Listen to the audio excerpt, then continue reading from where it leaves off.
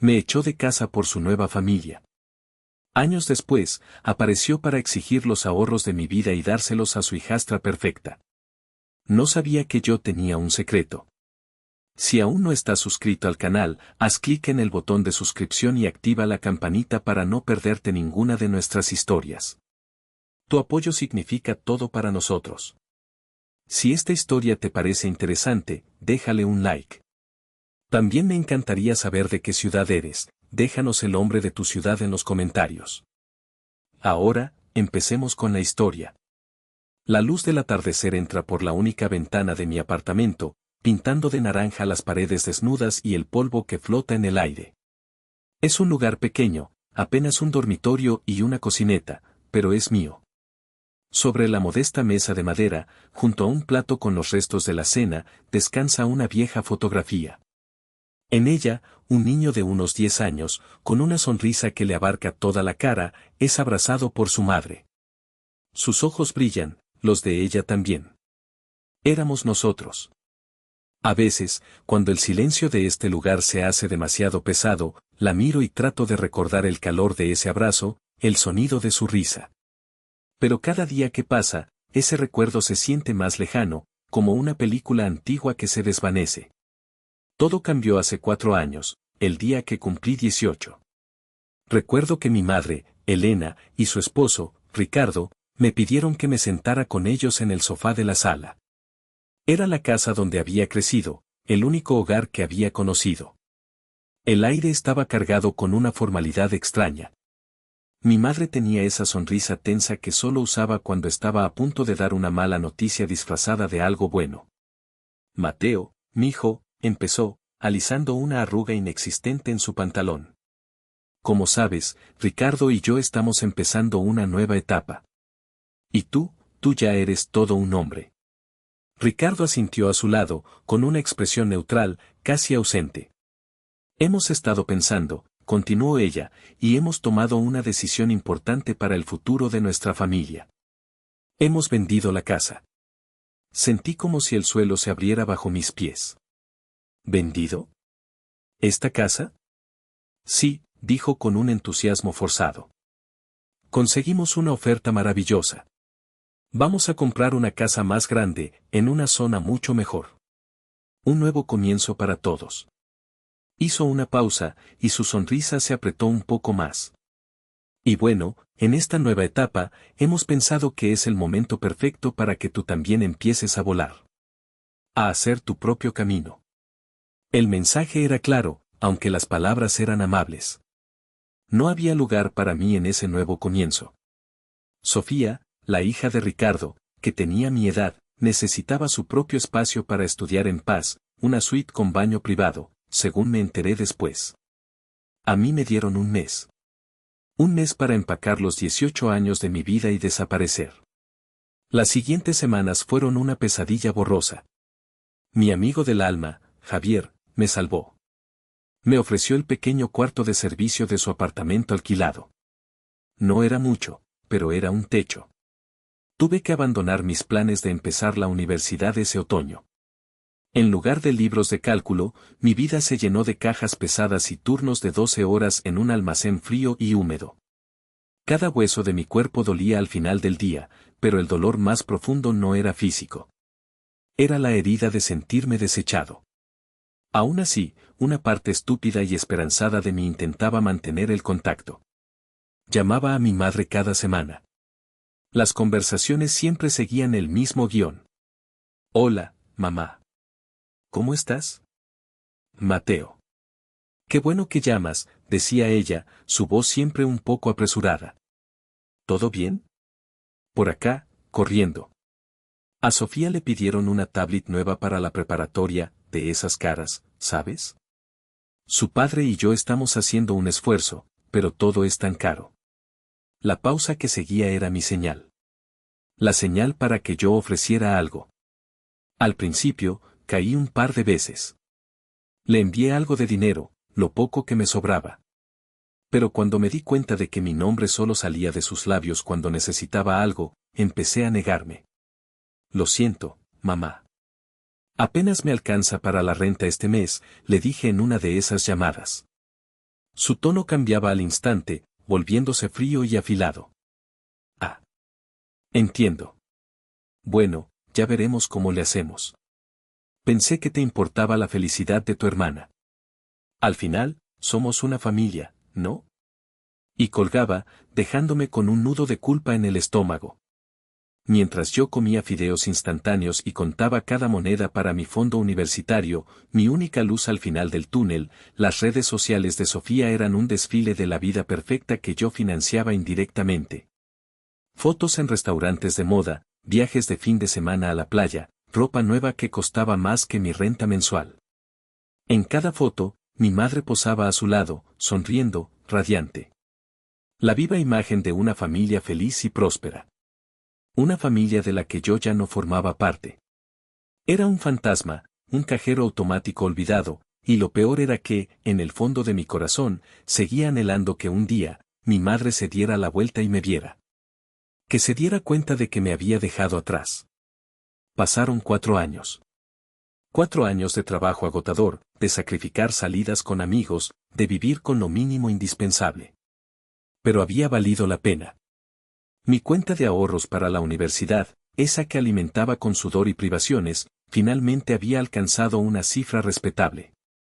Era mi boleto de salida, mi promesa de un futuro mejor. Estaba a solo unos meses de inscribirme en la universidad pública para estudiar ingeniería. Entonces, llegó la noticia. Sofía, mi hermanastra perfecta, había sido aceptada en una de las universidades privadas más caras y prestigiosas del país. Mi madre estaba fuera de sí de la alegría. Y para celebrarlo, organizó una gran fiesta en su nueva y lujosa casa. Para mi total sorpresa, recibí una invitación. Una llamada directa de mi madre, con una voz más dulce y melosa de lo que la había escuchado en años. Tienes que venir, Mateo.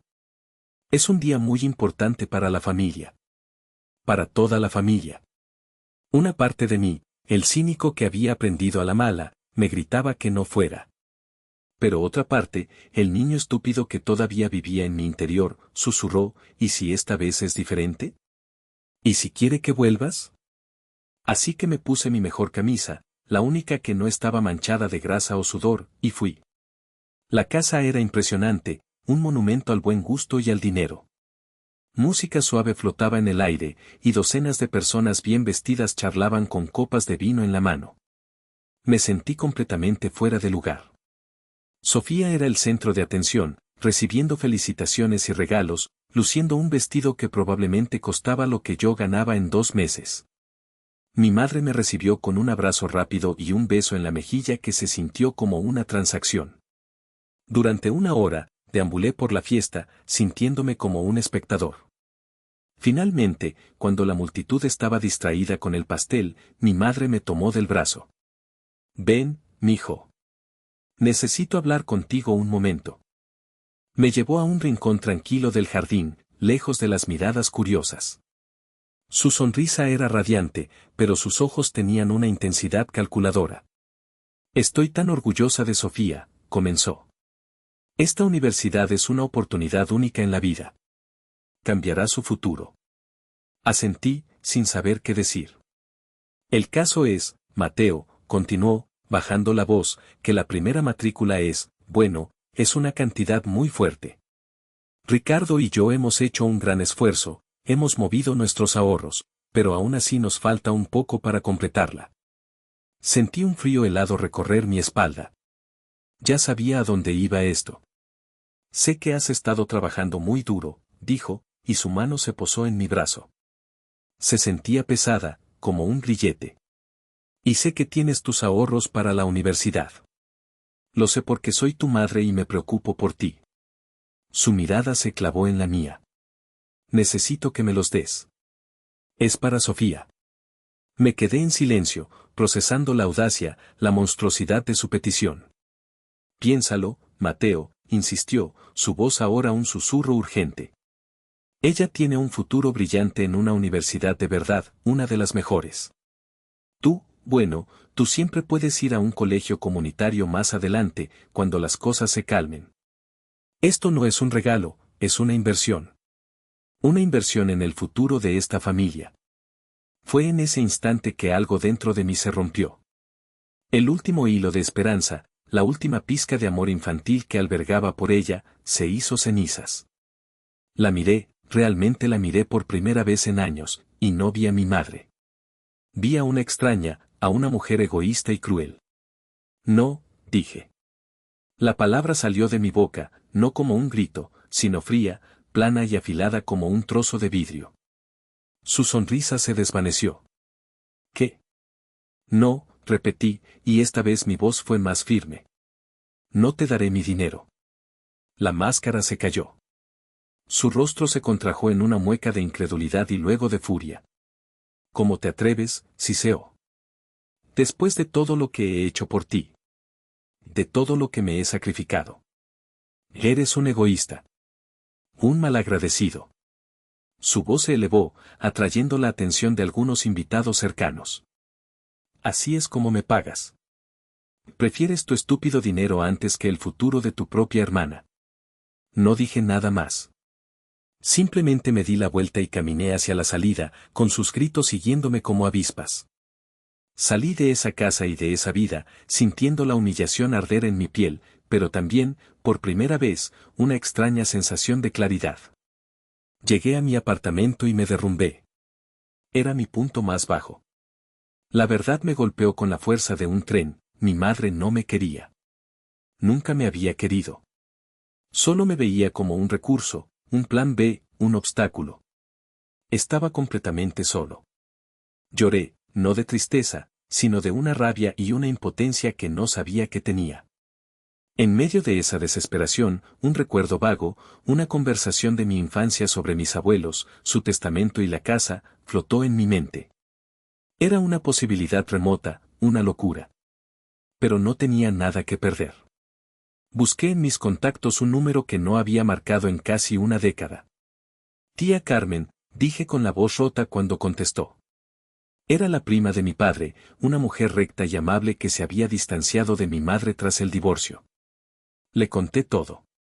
La venta de la casa, los años de trabajo, la fiesta, la horrible exigencia de mi madre. Ella escuchó en silencio, y cuando terminé, hubo una larga pausa. Mateo, dijo finalmente, y su voz era grave. Hay algo que debes saber. Tu madre no te contó toda la verdad sobre esa casa. Nunca lo hizo. Respiró hondo. Tus abuelos, mis tíos, antes de morir, pagaron la mitad de la entrada de esa propiedad. Lo hicieron con una condición, registrada ante notario en su testamento. Ese dinero era un adelanto de tu herencia, destinado específicamente para tu futura vivienda o tu educación. Y el testamento dice claramente que, en caso de venderse la propiedad, el 50% del valor de la venta te correspondía legalmente a ti. Me quedé sin aliento. Ella lo sabía, Mateo, continuó tía Carmen. Siempre lo supo. Yo fui la albacea suplente. Tengo una copia de ese documento. Voy a enviártela por correo certificado ahora mismo. La llegada de aquel sobre amarillo, grueso y con sellos oficiales, cambió las reglas del juego. Lo abrí con manos temblorosas. Allí estaba, en blanco y negro, con la jerga legal y las firmas de mis abuelos, la prueba irrefutable de la mentira de mi madre. No sentí alegría. No sentí euforia. Sentí una ira fría, clara y pesada como el acero. El dolor que me había atormentado durante años se solidificó, transformándose en una determinación helada. Ya no era una víctima. Era un acreedor. Las siguientes 2 semanas fueron un ejercicio de autocontrol. El teléfono sonaba constantemente. Eran mensajes de mi madre, que pasaban de la furia a la victimización en cuestión de horas. No puedo creer tu traición, decía uno. Tu hermana no deja de llorar por tu culpa, se lamentaba otro. Por favor, contéstame, mijo. Hablemos. Soy tu madre, suplicaba un tercero. Ignoré cada uno de ellos. Dejé que su pánico creciera en el silencio. Finalmente, como sabía que haría, se presentó en mi puerta. Golpeó con una fuerza que hizo temblar el marco. Abrí. Estaba demacrada, con ojeras oscuras bajo los ojos, pero su mirada era desafiante. Intentó entrar, pero me planté en el umbral, bloqueando el paso. Comenzó su asalto. Probó todas sus tácticas. Primero, las lágrimas. ¿Cómo puedes hacerme esto, Mateo? ¿A tu propia madre? Luego, los gritos. Exijo que dejes de actuar como un niño y me escuches. Y finalmente, el chantaje emocional, su especialidad. Toda tu vida he cuidado de ti. Te di todo lo que pude. ¿Y así me pagas? ¿Intentando robarle el futuro a tu hermana? La dejé hablar. Dejé que vaciara todo su veneno, todo su teatro. Yo no dije una sola palabra. Mi silencio era un muro contra el que sus acusaciones se estrellaban y caían al suelo, inertes. Cuando finalmente se quedó sin aliento, con el pecho subiendo y bajando por la agitación, me di la vuelta, entré en mi apartamento, cogí la copia del testamento de la mesa y se la extendí. El color desapareció de su rostro. Sus ojos recorrieron el papel, reconociendo el formato, las firmas. Primero, soltó una risa nerviosa y hueca. Esto es ridículo. ¿Qué es? ¿Un documento falso? ¿Qué tan bajo has caído? Luego, cuando vio que yo no reaccionaba, su tono cambió. Es esa bruja de Carmen. La familia de tu padre. Y siempre han querido arruinarme. Te están usando, Mateo, ¿no lo ves? Cuando se dio cuenta de que nada funcionaba, de que mi rostro era una máscara de piedra, la rabia se convirtió en pánico puro. Arrebató el papel, lo arrugó en su puño y lo arrojó al suelo. No obtendrás ni un centavo, gritó, con la voz rota por la desesperación. Se dio media vuelta y se fue, dando un portazo que resonó en el pasillo. La vi marcharse por la mirilla. Por un momento, sentí una punzada de victoria. Pero luego, una duda fría se instaló en mi estómago. ¿Y si simplemente lo negaba todo? Tenía el documento, sí, pero sería su palabra contra la mía sobre si ella lo sabía o no. Un juicio sería largo, caro y doloroso. Me dejé caer en el sofá, sintiendo cómo la energía me abandonaba. La justicia estaba tan cerca, pero parecía que un abismo invisible me separaba de ella. Estaba agotado. Fue entonces cuando Javier entró en la habitación, con una bolsa de supermercado en la mano. Se detuvo al verme. ¿Estás bien, amigo? Pareces un fantasma. Le conté lo que había pasado. La visita de mi madre, el testamento. Tengo la prueba de que el dinero es mío, terminé, pero no tengo cómo probar que ella lo sabía desde el principio. Javier se quedó pensativo un momento, rascándose la barbilla. Dejó la bolsa en el suelo y me miró con una expresión extraña. Oye, no sé si esto sirva de algo, probablemente es una estupidez, pero, hay algo que no te conté. Se sentó a mi lado. Hace como un mes, cuando vino tu mamá a buscarte y no estabas. Sofía la estaba esperando abajo, en el pasillo. Estaba hablando por teléfono, a gritos, ya sabes cómo es. Presumiendo. Lo miré, sin entender. El caso es que estaba siendo tan arrogante. Tan insoportable, continuó Javier, sacando su teléfono. Que, por pura malicia, lo admito, grabé un trozo de la conversación. Solo para reírme después. Pensé en borrarlo, pero se me olvidó. Escucha esto. Apretó un botón en la pantalla. Y entonces, la voz chillona y presumida de Sofía llenó mi pequeño apartamento. Era inconfundible. Ja, sí, amiga, totalmente. Te juro, mi mamá es una genio, se la jugó a los viejos esos, a los abuelos del otro, hace años. Y lo mejor es que ahora vamos a usar la lana del perdedor de Mateo para pagar mi uni, él ni se imagina. Cree que la casa era toda de mi mamá, qué idiota. Se va a quedar trabajando en esa bodega para siempre mientras yo voy a ser la reina del campus, es justicia poética. Javier detuvo la grabación. Nos quedamos en silencio. El aire estaba cargado de electricidad. Ya no era su palabra contra la mía. Era la de ellos contra la suya propia. Era la pistola humeante. Era todo lo que necesitaba. Armado con el testamento y la grabación, esperé.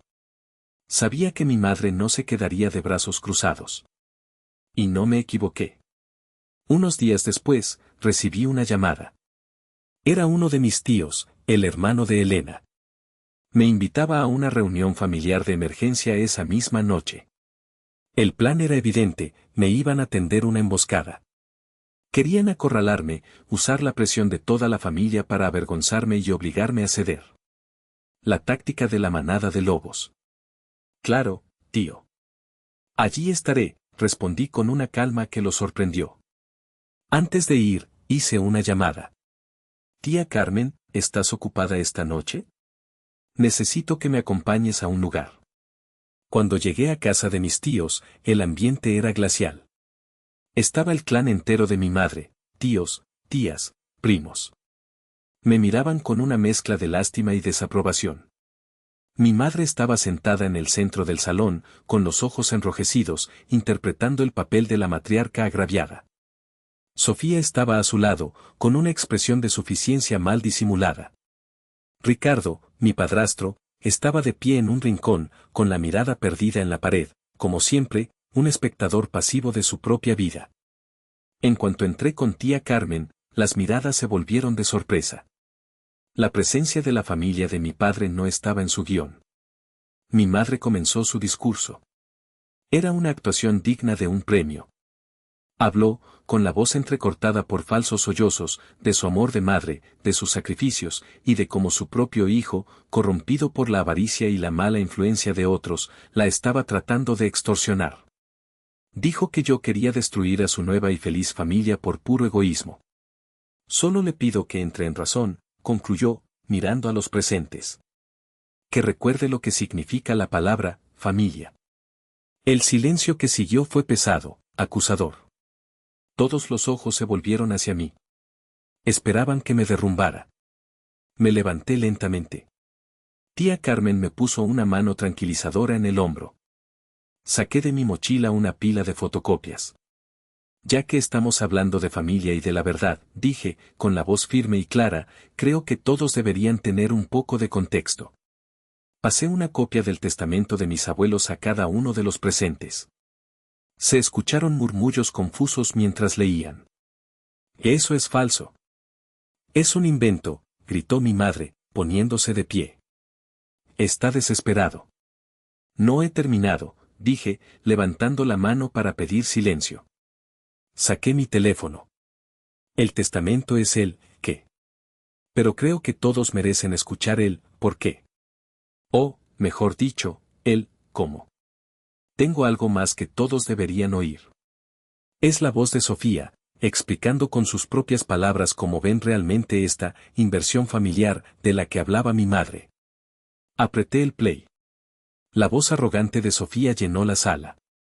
Vamos a usar la lana del perdedor de Mateo para pagar mi uni. Él ni se imagina, qué idiota. El efecto fue devastador. La sala quedó en un silencio sepulcral, tan profundo que se podía oír el zumbido del refrigerador en la cocina. Los rostros de mis tíos y primos pasaron de la desaprobación a la conmoción y luego a la vergüenza. Sofía se puso pálida como un papel y luego de un rojo intenso. Vi a Ricardo, mi padrastro, mirar a mi madre con una expresión de puro horror y asco, como si la viera por primera vez. La humillación de Elena fue absoluta, pública y brutal. La reunión se disolvió en un caos silencioso. Nadie sabía qué decir. Esa noche, Ricardo le dio un ultimátum a mi madre, o me pagaba hasta el último centavo de la mitad del valor de la venta de la casa, con los intereses de los 4 años. O al día siguiente él presentaría una demanda de divorcio y testificaría en mi contra por fraude. Acorralada y públicamente expuesta, Elena cedió. Tuvo que vender su coche de lujo y la mayoría de sus joyas. Sofía, por supuesto, no fue a la universidad privada. Tuvo que abandonar su vida de princesa, buscar un trabajo y matricularse en un modesto colegio público local. Unos meses después, aquí estoy. Camino por el campus de la universidad, con el peso de una mochila llena de libros de ingeniería sobre mis hombros. Se siente bien. Se siente real. El dinero que recibí está íntegro en mi cuenta, pagando mi matrícula y mis gastos. Corté todo contacto con Elena y Sofía. No siento odio, solo un vacío indiferente. La justicia me devolvió mi dinero, pero fue la verdad la que me devolvió mi futuro. Perdí a una madre, sí. Pero la realidad es que nunca la tuve. Me liberé de un ancla que me impedía nadar. Mi familia ahora es Javier, que celebra mis buenas notas con una pizza. Es tía Carmen, que me llama cada domingo para saber cómo estoy. A veces, en la vida, la familia no es la que te toca en el sorteo de la sangre, sino la que elige si tienes suerte, la que te elige a ti. Y esa familia, la mía, por fin está completa.